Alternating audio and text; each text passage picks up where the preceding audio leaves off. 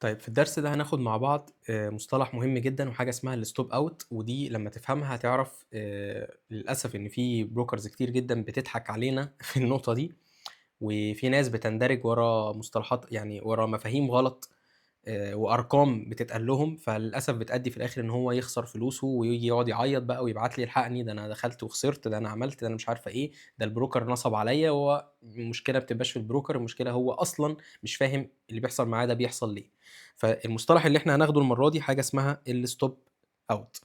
فركز معايا في الدرس ده وخلينا يالّا نبدأ مع بعض.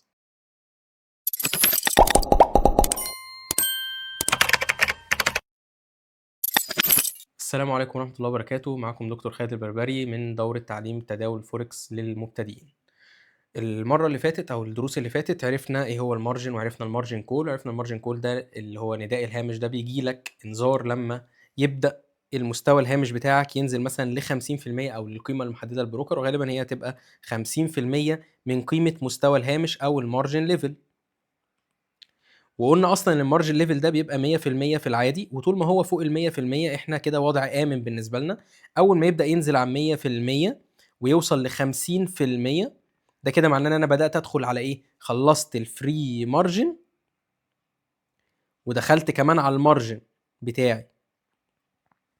يعني إيه؟ يعني أنا لو حسابي ب$1000 ماشي، وأنا داخل صفقات متاخد مثلًا مني margin $100، كده الfree كام؟ 900. أنا الحساب سلِّب معايا، أنا كان 1000 بقى سالب 900، الصفقات عملت سالب $900. كده أنا وصلت لمرحلة الخطر طبعًا، اللي هي إيه، إن أنا وصلت إن الmargin level بتاعي بدأ يقل عن ال100%. طيب ال900 دول خلاص كده، دول أنا خسرانهم ماشي، طالما السوق مكمّل، السوق مثلًا نازل، نازل، نازل، فأنا سالب 200 سالب 300 لحد ما بقى سالب 900 ولسه مكمّل، ممكن يكمّل يبقى سالب 1000 صح كده؟ لكن أنا أصلًا كده خلاص ال900 خلصوا اللي هم اللي أنا أقدر أدخل بيهم صفقات، لكن في $100 فين؟ المحجوزة عند البروكر. أول ما أنا أقرّب لل$100 دي هييجي لي الmargin call ده، اللي هو نداء إيه؟ نداء الإنذار أو نداء ال الهامش، بيسموه نداء الهامش أو التحذير يعني، إن أنت الحق أنت كده فلوسك بدأت تخش على العربون بقى بتاعنا، العربون اللي أنت شايله اللي هو كان مش داخل في صفقات. طيب هتقول لي مش المفروض إن هم خلاص طالما وصلنا إن الfree margin خلص، اتفقنا إن يقفل، يعني خلاص أخسر 900 ويتبقى معايا الmargin؟ مش دي فلوس إحنا قُلنا إن الmargin الفلوس اللي في الmargin دي فلوس ما حدش بيقرّب لها وهتتبقى في الآخر في الحساب لو لا قدّر الله لو أنت خسرت الfree margin كلّه. هاقول لك ده الطبيعي في العادي، لكن في عندنا بقى حاجة اسمها الstop out ودي بيعملها الوسيط، عشان هو زي ما أنا قُلت لك قبل كده إن هدف أي حد في المجال ده إن أنت تخسر من الآخر. البروكر مصلحته إنك تخسر، الliquidity provider مصلحته إنك تخسر، المتداولين كبار المتداولين في العالم مصلحته إنك تخسر.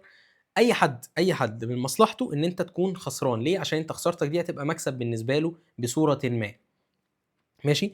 فالبروكر يقول لك والله طب أنا ليه أرجّع له أخلّي 100، ما هو ما شاء الله عليه إحنا عارفين إن هو إيه الراجل شاطر أهو بيقاوح وهيخسر كل فلوسه، يعني جات على ال100 ما إحنا هنخسّرها له برضه، ما هو مش راضي يقفل. أصل أنت في المرحلة دي هتلاقي إن أنت مش قادر تقفل الصفقات أساسًا، يعني بنسبة كبيرة بتقاوح، بتلاقي إن أنت خلاص عاطفتك مسيطرة عليك جدًا ومش قادر إن أنت إيدك تقفل الصفقات، فالمفروض البروكر يقفلها لك لوحده، ده المفروض.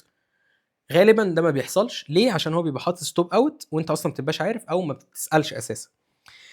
الstop out ده بقى بيبقى عبارة عن إيه؟ بيبقى عبارة عن المكان اللي فعلًا هيقفل فيه الصفقات إجباري، وده بيكون البروكر بيحطّوا مختلفين يعني الbrokers عن بعض، بس ممكن يكون مثلًا 20% منين بقى؟ من الmargin level، يعني لمّا الmargin level ينزل ل20%. يعني إيه؟ مش 20% من الfree margin لأ، 20% من الmargin level، من الmargin اللي باقي.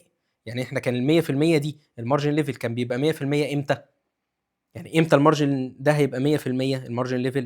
لمّا أخسر 900 ويتبقى معايا ال100، أول ما أقرّب لل100 يبقى كده بقى 100%. لو نزلنا عن ال100 يعني لو بقينا 90 يعني ال900 دي مثلًا بدل ما كانت سالب 900 بقت سالب 910 وال100 دي بقت 90، كده الmargin level هيبقى كام؟ هيبقى 90% ويبدأ 80، 70 وهيبدأ ينزل معاك، صح كده؟ لمّا يوصل 20% بقى، كده وصلنا للstop out اللي البروكر محدده، هتلاقيه راح قفل لك الصفقات كلها بالفعل إجباري، ويتبقى معاك كده في الحساب كام؟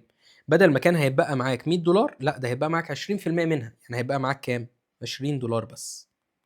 يعني بالصلاة على النبي انت كان معاك $1000، فضلت تخسر زي الشاطر لحد ما بقى معاك كام؟ $20. طيب فهو بيقول لك ان دي آلية حماية تمنع رصيدك من التحول لقيمة سالبة، يعني هو مش هيخلي الرصيد بتاعك يوصل بقى ان هو بقى -1000 -1020 -1005، مفيش الكلام ده. هو اخرك يا باشا لحد الستوب اوت. فالستوب اوت ده هو ده الحاجة اللي بتحمي ان الوسيط ما يخشش معاك في ايه؟ في ديون. هو مش هيجي يقول لك انت عليك كذا، لا هو مش هياخد منك اكتر من الفلوس اللي ايه؟ اللي انت متحدده اصلا في حسابك من الاول، وهو واخدها كمارجن وفري مارجن محسوبين. تمام؟ حلو جدا. طيب سؤال بقى بديهي، انا لما اجي اختار بروكر وانا راجل المفروض ان انا شاطر وفاهم في التداول، اختار البروكر اللي يديني ستوب اوت 20% ولا اختار البروكر اللي يديني ستوب اوت 80%؟ لو انت راجل اتفرجت على الدروس دي وفهمت اللي انا بقوله وراجل فاهم في السوق وخايف على فلوسك، هتروح تدور على اللي هيديك ستوب اوت 80%. ليه؟ عشان انت لو داخل صفقات مثلا وحسابك $1000 ماشي، والفري مارجن بتاعك مثلا 300، والمارجن يعني اللي محجوز 700، لو الستوب اوت بتاعك 80%، ده معناه ان انت لا قدر الله ودخلت في خساره، اخرك هتخسر كام؟ هتخسر ال 300 اللي في الفري مارجن، وتخسر يسيب لك هو بقى 80% من ده، يعني هيسيبك ان انت تنزل 20% من ال 700، وبعدين اول ما تنزل عنها يبدا يروح قافل لك كل الصفقات. يعني من الاخر هيسيب لك 80% من ال 700، يعني 8 في 7 56، يعني هتلاقي حسابك لسه فيه $560 تقدر ايه تتداول بيهم. يا سلام لو عامل لك ستوب اوت 100%. ستوب اوت 100% يعني اول ما يجي لك مارجن كول هيقفل الصفقات. يعني ايه تاني؟ يعني لو انا رصيدي $1000 ودخلت صفقات ماشي، فاتخصم من حسابي او اتعمل حجز مارجن من حسابي 300 سوري $700، وقال لي خلاص انت معاك $300 خش بيهم صفقات لوحدك. خسرت ان فضل حسابي ينزل لحد ما ايه بقى سالب $300. لو انا الستوب اوت بتاعي 100%، ايه اللي هيحصل؟ اللي هيحصل ان هو هيروح قافل لك دي تلقائي ماشي، ويتبقى لك في حسابك كام؟ $700. فمن مصلحة حضرتك ان الستوب اوت يكون كبير. ليه؟ عشان هيحافظ على قيمة اكبر من حسابك، مش يسيبك لحد ما تتصفى. ده لو انت يعني حد بقى مش قادر تتحكم في مشاعرك، وده غالبا اللي هيكون حاصل معاك يعني. تمام؟ طب امال بقى لما يكون الستوب اوت 20% بس؟ لا يا باشا، ده هو هيسيب لك ال 700 دي تنزل تنزل تنزل تنزل تنزل لحد ما تنزل لحد ال $140. ليه؟ ما هي دي ال 20% من ال 700، وبعديها يروح قافل وسايب لك $140 بس في حسابك. ماشي؟ تخيل بقى لو انت داخل صفقات اكتر، فالفري مارجن بتاعك اكبر. المثال اللي فات مثلا الفري مارجن بتاعك كان حسابك $1000، كان الفري مارجن الفري كام؟ $900، والمارجن $100 بس. يعني المفروض ان دول يرجعوا لك في حسابك، والستوب اوت بقى كمان بتاعك يبقى 20%. يعني انت هتطلع من $1000 لا قدر الله في حالة الخسارة بكام؟ $20 بس. ليه $20؟ لان انت في 900 اصلا خلاص راحوا، وبدات تخش على ال100 كمان بتاعه المارجن، فجالك مارجن كول اول ما دخلت على ال100. هل الحساب قفل؟ لا ما قفلش، فضل مكمل مكمل مكمل في النزول لحد ما انت وصلت بقى للستوب اوت اللي هو 20% من القيمه دي اللي هي $20. فتلاقي ان انت $1000 خسرت 980، واتبقى معاك كام؟ $20. تروح انت عامل ايه بقى في الحاله دي؟ تروح تعيط وتجري تبعت لنا على الانستجرام وتبعت لنا على الماسنجر وتبعت لنا هنا الحقونا الحقونا، ده ايه ده؟ انا خسرت، ده انا ده انا ده. طيب ده ليه؟ عشان انت داخل غلط من الاول، وداخل مش فاهم انت بتعمل ايه، وطمعان وبتخش ورا ارقام غريبه.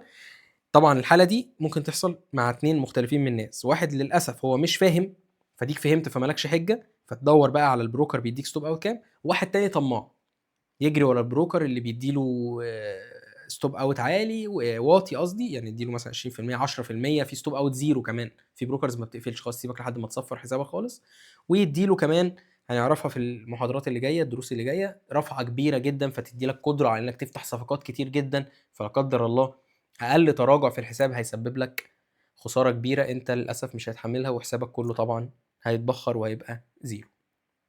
تمام. اتمنى نكون فهمنا المصطلحات دي كويس، وتكون فهمت انت كراجل عايز تتداول صح في السوق ده تروح لمين بالظبط وتدور على ايه وتفهم بقى ازاي. انت مش محتاج تحسب اي حسابات، هي كل حاجه بتبقى موجوده تلقائي، مجرد ما انت بتسال الوسيط بتاعك عليها هيعرفك ايه هي، وبناء عليها تقدر تعمل بقى ايه تحكيم للصفقات بتاعتك عشان تمشي مظبوط. شكرا، ونتقابل الدرس الجاي، والسلام عليكم ورحمه الله وبركاته.